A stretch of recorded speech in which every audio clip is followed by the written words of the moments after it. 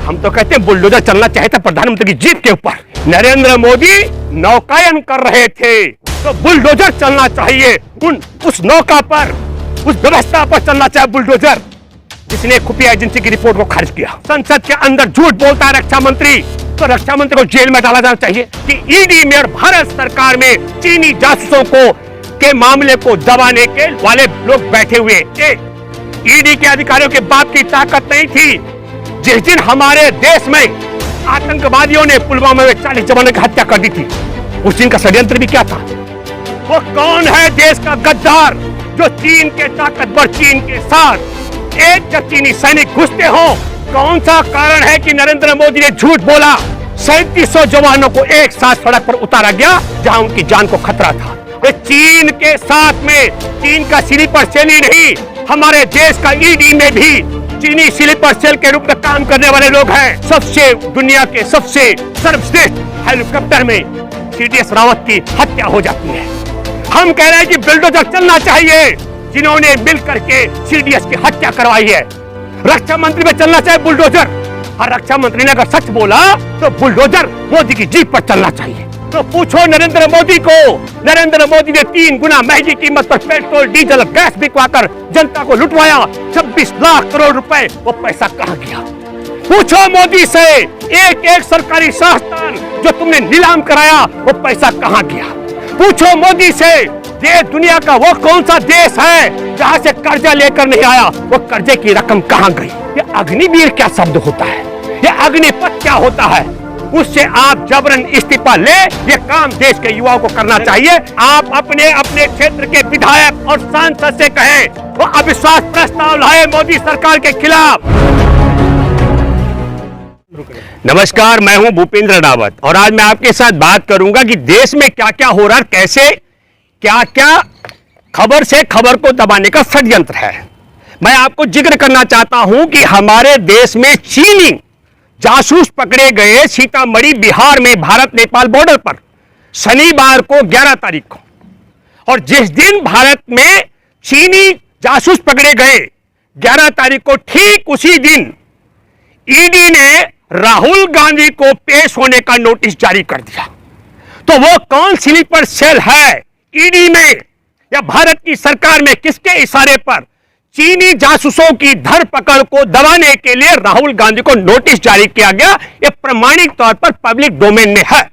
और ठीक जिस दिन हमारे देश की खुफिया एजेंसियां चीनी जासूसों के साथ सोमवार को पूछताछ करती हैं, ठीक उसी दिन का समय राहुल गांधी को भी पूछताछ का दिया गया। इसका मतलब यह हुआ कि ईडी में और भारत सरकार में चीनी जासूसों के मामले को दबाने के वाले लोग बैठे हुए। एक दूसरा, मैं राजधानी दिल्ली का जिक्र करता हूं। राजधानी दिल्ली के अंदर आप सब लोगों ने देखा, दिल्ली में भारतीय जनता पार्टी और आम आदमी पार्टी के रिश्वतखोर पार्षदों की पोल खोल होती है 15 अप्रैल को। और जैसे 15 अप्रैल को पोल खोल होती है, ठीक 16 अप्रैल को बगैर अनुमति के जहांगीरपुरी में एक जुलूस निकाला जाता है, और जुलूस निकालने पर फिर वहां पर दंगा कराया जाता है ताकि दिल्ली के अंदर भारतीय जनता पार्टी और आम आदमी पार्टी के रिश्वतखोरी करने वाले निगम पार्षदों का समाचार पर पर्दा डाला जाए।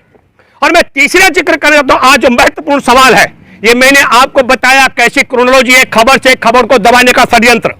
मैं भूपेंद्र रावत दावे के साथ कह सकता हूं, ईडी के अधिकारियों के बाप की ताकत नहीं थी कि उसी दिन ये क्रोनोलॉजी कैसे हो सकता है कि सीतामढ़ी में एसएसबी ने, सीमा सुरक्षा बल के अधिकारी कर्मचारियों ने, जवानों ने चीनी जासूसों को पकड़ा, और भारत की ईडी मोदी सरकार के इशारे पर, नरेंद्र मोदी के इशारे पर, अमित शाह के इशारे पर राहुल गांधी को नोटिस जारी किया गया।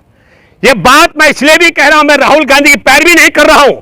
हमारे देश के अंदर डिजिटल लेन देन है, तमाम सुविधाओं से लैस है हमारे देश के अधिकारी।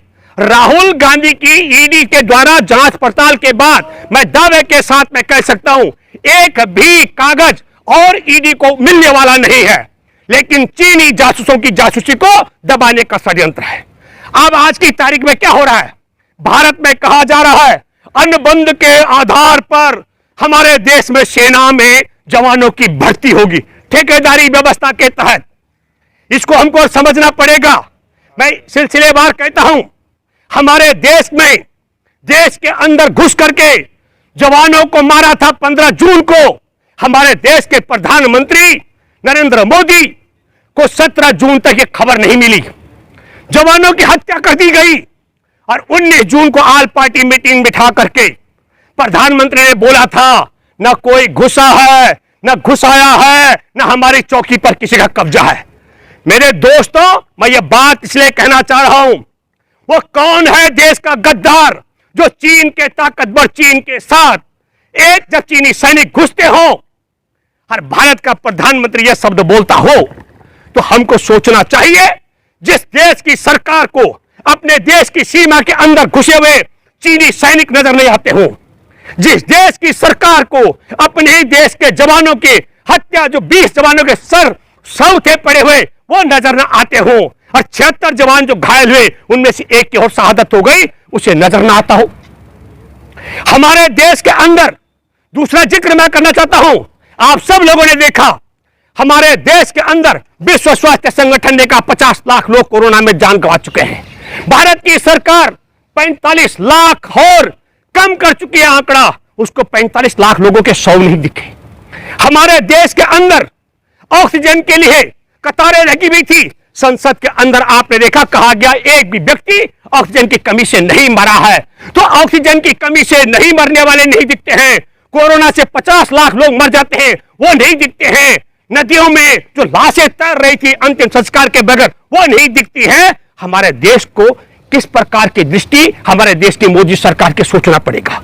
मैं तीसरा जिक्र करना चाहता हूं, पुलवामा का 13 फरवरी 2019 का जिक्र, जिस दिन हमारे देश में आतंकवादियों ने पुलवामा में 40 जवानों की हत्या कर दी थी, उस दिन का षड्यंत्र भी क्या था? गलवान घाटी का अकेला नहीं है। कौन सा कारण है कि नरेंद्र मोदी ने झूठ बोला? अभी बुलडोजर चल रहे हैं देश के अंदर, तो हम तो कहते हैं बुलडोजर चलना चाहिए था प्रधानमंत्री की जीप के ऊपर, जिसने इतना बड़ा झूठ बोला। यह झूठ किसके इशारे पर बोला गया? और मैं कहना चाहता हूं आपके सामने, पुलवामा अटैक से पहले खुफिया एजेंसी की रिपोर्ट थी, उस रिपोर्ट में था कि जवानों पर हमला किया जाएगा। फिर खुफिया एजेंसी की रिपोर्ट को ध्यान में रख करके आला अधिकारियों ने कहा हमारे जवानों को सुरक्षा दिलाने के लिए जहाज उपलब्ध कराओ। मोदी सरकार ने खुफिया एजेंसी की रिपोर्ट खारिज की। मोदी सरकार ने आला अधिकारियों की जहाज की मांग को खारिज किया। और आपको बता दूं, 3700 जवानों को एक साथ सड़क पर उतारा गया जहां उनकी जान को खतरा था। और नरेंद्र मोदी उस दिन क्या कर रहे थे? नरेंद्र मोदी नौकायन कर रहे थे। तो बुलडोजर चलना चाहिए उस नौका पर, उस व्यवस्था पर चलना चाहिए बुलडोजर, जिसने खुफिया एजेंसी की रिपोर्ट को खारिज किया, जिसने आला अधिकारियों की मांग पर हवाई जहाज उपलब्ध कराने का मांग को खारिज किया, और एक ही दिन जिसने प्रधानमंत्री को बनवास भेजा, बुलडोजर उस पर चलना चाहिए। मेरे दोस्तों, मैं ये बात इसलिए कहना चाहता हूं, अभी जो चीनी जासूस पकड़े गए, उन चीनी जासूसों में मैं आपको दावे के साथ मैं कहना चाहता हूं, जो स्लीपर सेल का काम, एक इनका चीनी वो है मोबाइल बनाने की कंपनी, उसके नाम पर गेस्ट हाउस चल रहा है। और उस गेस्ट हाउस में मैं आप सब लोगों से अपील करता हूं, ये चीन के साथ में चीन का स्लीपर सेल ही नहीं, हमारे देश का ईडी में भी चीनी स्लीपर सेल के रूप में काम करने वाले लोग हैं। हमारे देश के अंदर नवंबर 2021 में सीडीएस बिपिन रावत ने कहा चीन हमारे लिए सबसे बड़ा खतरा है, और दिसंबर में सबसे दुनिया के सबसे सर्वश्रेष्ठ हेलीकॉप्टर में सीडीएस रावत की हत्या हो जाती है। हम कह रहे हैं कि बुलडोजर चलना चाहिए, जिन्होंने मिलकर के सीडीएस की हत्या करवाई है। मैं दावे के साथ मैं कह सकता हूं, सीडीएस का हत्या इसलिए कराया गया, गलवान घाटी पर हमारे जवानों की हत्या के बाद प्रधानमंत्री ने तो कहा न कोई घुसा न कोई घुसाया है, न हमारी चौकी पर किसी का कब्जा है, लेकिन संसद के अंदर रक्षा मंत्री कहता है कि चीन का हमारी जमीन पर कब्जा है। तो दोनों में से संसद के अंदर झूठ बोलता है रक्षा मंत्री, तो रक्षा मंत्री को जेल में डाला जाना चाहिए। रक्षा मंत्री में चलना चाहिए बुलडोजर, और रक्षा मंत्री ने अगर सच बोला तो बुलडोजर मोदी की जीप पर चलना चाहिए। मैं ये बात इसलिए भी कहना चाह रहा हूं आपसे, क्या कारण है? हमारे देश में 3 बड़े कारण हो सकते हैं। एक, भारत इतना कंगाल हो गया कि हम अपने देश की सेना को वेतन देने की ताकत में नहीं है, इसलिए ठेकेदारी व्यवस्था अनुबंध के आधार पर हम सेना में जवानों की भर्ती कर रहे हैं 4 साल के लिए। 4 साल। सवाल जवानों के जीवन का नहीं है, उनके भविष्य का नहीं है। हमारे देश की सीमा को, सुरक्षा को खतरे में डाल रहा है मोदी सरकार, और ये चीन के साथ मिली भगत के कारण हो रहा है। अग्निवीरों के बारे में बोलिए। मैं बोलूं 4 साल के लिए, 4 साल बाद वो क्या करेंगे वो जवान? अभी उन्हें कहा जा रहा है वो अग्निवीर होंगे, और यह प्रचार किया जा रहा है कि हमारे देश की सेना कमजोर है, उसमें युवा लड़के रहने चाहिए। ये जानबूझकर षड्यंत्र के तहत हमारे देश की हिफाजत कर रहे पिछले 75 साल से जो जवान है, हमारे सेनाओं का अपमान किया जा रहा है। यह भी षड्यंत्र के तहत किया जा रहा है। वो कौन ताकत है जो हमारे देश की 12 लाख जो सेना है उसका अपमान करके उसे कमजोर बताने का षड्यंत्र किया जा रहा है योजनाबद्ध तरीके से। अगर देशवासियों, हमारा देश आज कंगाल हो गया, तो क्या हमारे पास देश की हिफाजत के लिए सैनिकों को वेतन देने की हैसियत नहीं है क्या? तो नहीं है तो पूछो नरेंद्र मोदी को। नरेंद्र मोदी ने 3 गुना महंगी कीमत पर पेट्रोल, डीजल, गैस बिकवाकर जनता को लुटवाया। 26 लाख करोड़ रुपए, वो पैसा कहां गया? पूछो मोदी से। एक सरकारी संस्थान जो तुमने नीलाम कराया, वो पैसा कहां गया? पूछो मोदी से। देश दुनिया का वो कौन सा देश है जहां से कर्जा लेकर नहीं आया, वो कर्जे की रकम कहां गई? पूछो मोदी से। एक और हिसाब भी, वो पीएम केयर, सब तो उनका अपना व्यक्तिगत वो बन गए, धरोहर बन गई। प्रधानमंत्री हमारे देश में कोरोना महामारी के लिए मदद मांगते हैं, पीएम केयर्स, हर तब को लगा था सरकार का होगा, लेकिन हाई कोर्ट में बताया गया कि वो निजी है। मैं इसलिए कहना चाहता हूं, हमारे देश की सीमा की रक्षा के लिए सैनिक और सिपाही होते हैं। योजनाबद्ध तरीके से हमारे देश की सेना को कमजोर और खत्म करने का षड्यंत्र करके उनका नाम अग्निवीर रखा जा रहा है। ये पिक्चर की रिलीज करना है क्या मोदी?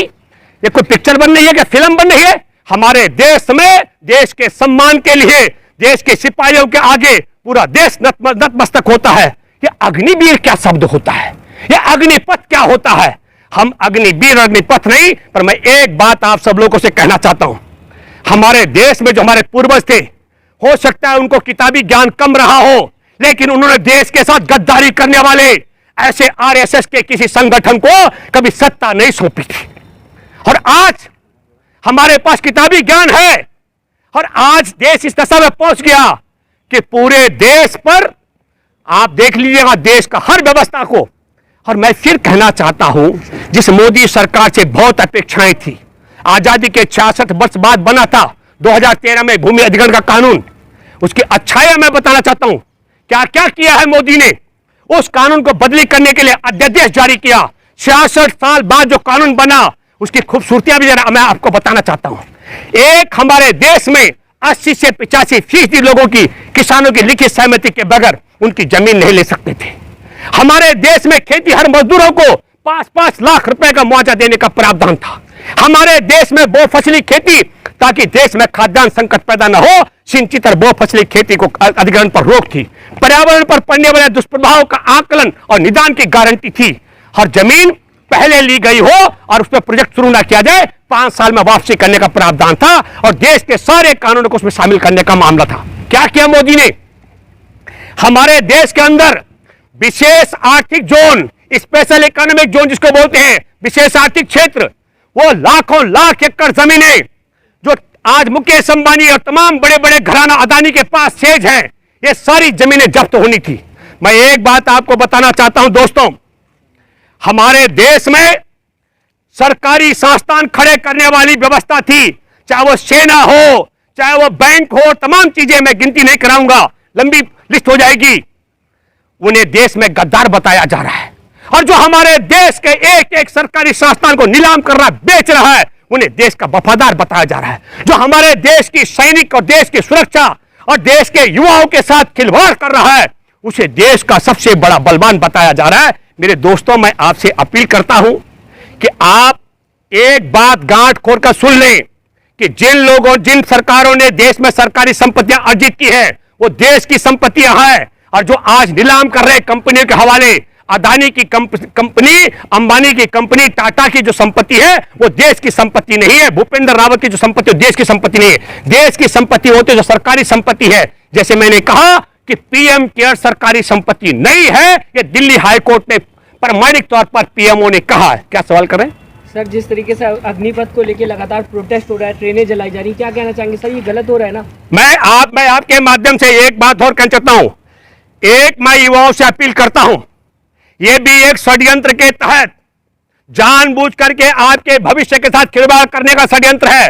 देश में पिछले 8 साल में मोदी राज में कहीं पेपर लीक होने का मामला होता है, कहीं कुछ और मामला होता है, ताकि मामले खटाई में पड़ जाएं। आप सब लोगों के भविष्य के साथ खिलवाड़ करने का षड्यंत्र है। और षड्यंत्र क्या है? षड्यंत्र यह है ताकि आप पर मुकदमे बन जाए और आप फौज के लायक न रहे। मैं आप सब लोगों से अपील करता हूं, आप देश की संपत्ति है रेल, देश की संपत्ति है बसें, देशवासियों की संपत्ति है गाड़ियां, इनको नुकसान न पहुंचाएं। एक अपील मैं आपसे करता हूं, हमारे देश में लोकतंत्र में ताकत होती है। आप अपने अपने क्षेत्र के विधायक और सांसद से कहें वो अविश्वास प्रस्ताव लाए मोदी सरकार के खिलाफ, और जो अविश्वास प्रस्ताव नहीं लाता है उससे आप जबरन इस्तीफा ले। ये काम देश के युवाओं को करना चाहिए। लेकिन मैं आपसे अपील करता हूं, आप किसी प्रकार की आगजनी न करें।